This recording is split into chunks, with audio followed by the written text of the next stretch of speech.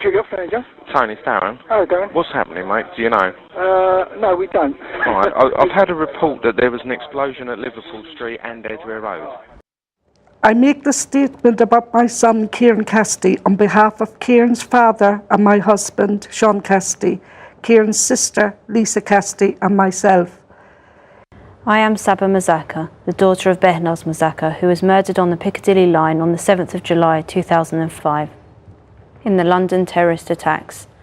This statement is on behalf of my father Nader, husband of Behnaz Mazaka, and my brother and myself. Saba Mazaka and Veronica Cassidy had waited a long time for this. A long time to see thousands of pieces of evidence finally disclosed on the series of coordinated suicide bomb attacks which hit London that day. One of Kieran's long-standing friends said that Kieran was more like a brother to him. He had no hate in him and no ego. He was unique. He did not care for politics or war.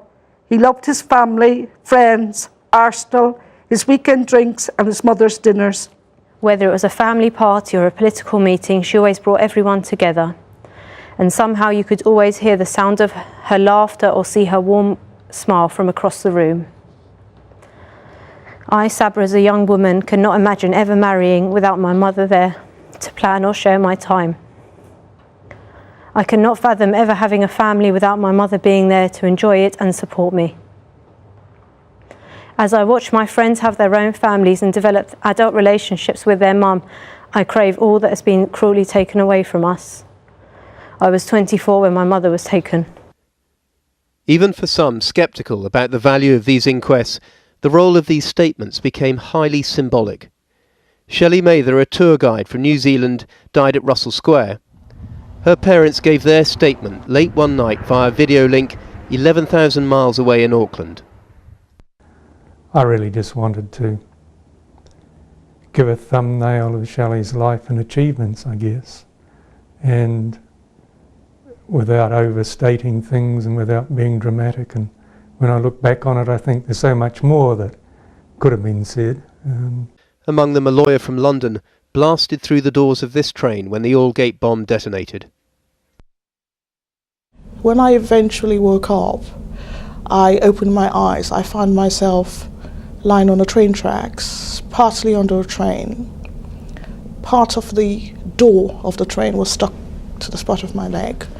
And I thought that when there's disaster, when there's an accident, they would seek to rescue people who are alive. So I immediately thought that if I continue to lie on the train tracks, they might think I was dead. And I thought of my son, who was 7 at the time, and I didn't want him to lose a mother. The bombers killed 52. They injured hundreds of others. Thelma Stober would eventually have to have a foot amputated. Originally, it was intended she just have a statement read out on her behalf, but she lobbied hard to be one of the 309 witnesses to give evidence in person. Come on, madam. Come on. It was an opportunity for me to find out actually what happened, to give a personal account of my experience, what happened to me, to hear other people, other witnesses, talk about the incident and referring to me, seeing me there, lying on the tracks.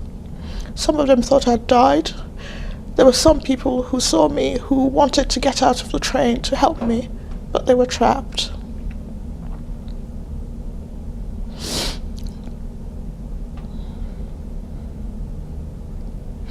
I wanted to give my own account. I didn't want a stranger to read it for me. Stephen Desborough climbed aboard the bombed carriage to see if he could help.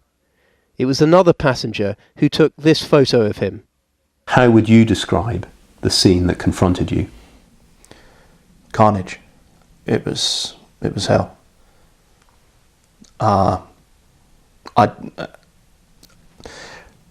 Being a first aider, I wanted to help people.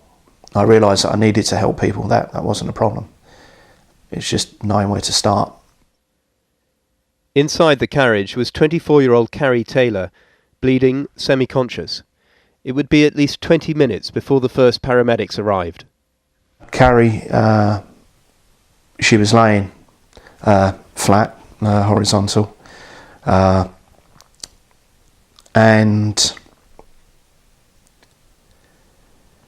she was quite quiet at the time, but every so often she would come round and try to speak to me. She's very peaceful. And she tried to reach up to me a few times. But I just told her to be still. I cradled her in my arms and just kept talking to her. Carrie Taylor died soon afterwards. There were discrete moments in these inquests which went largely unnoticed, but which had a resonance beyond anything said in evidence.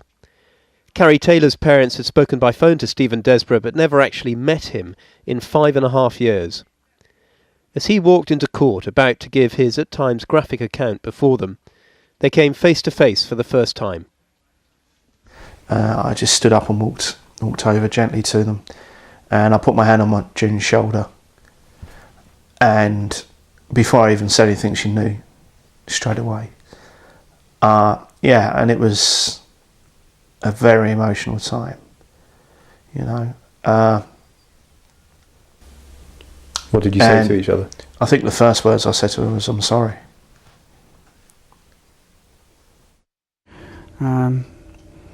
We shook his hand, said hello, we exchanged pleasantries, and I won't say we cried, but we virtually, you know, we had tears in our eyes, to be honest, when we met one another. And there was a mutual feeling almost immediately, you know, a bonding feeling that, you know, he was there with our daughter at the very end. I said, I realise what I'm about to do now, because I'm up in the witness stand. It's going to be very painful for you, and I'm sorry for that. They agreed that it needed to be done, and that they were prepared for it. And I've always said to them, the last thing I ever want to do is hurt you. You've been through so much as it is. And they said, no, we understand that. Few perhaps imagined how much these inquests would be defined by the stories of the living, epitomised by the images of Danny Biddle and behind him Adrian Hiley, 5 years on arriving together, and then the knowing looks across the courtroom as one recalled crawling in the dark under the train to get to the other's broken body. There were public statements of gratitude. That people risked their lives to save mine. People never gave up hope for me. There were private ones too. Thelma Stober had lived for 5 years, guilt-ridden that she'd never turned round to help the man lying on the tracks beside her, 41-year-old Richard Gray. But after her evidence, she told us she received a letter from his mother.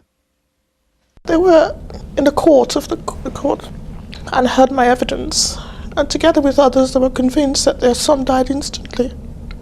There's nothing I could have done, but they took comfort in the fact that there was somebody close to him in his last moments. And they thanked me, and that made it worth it.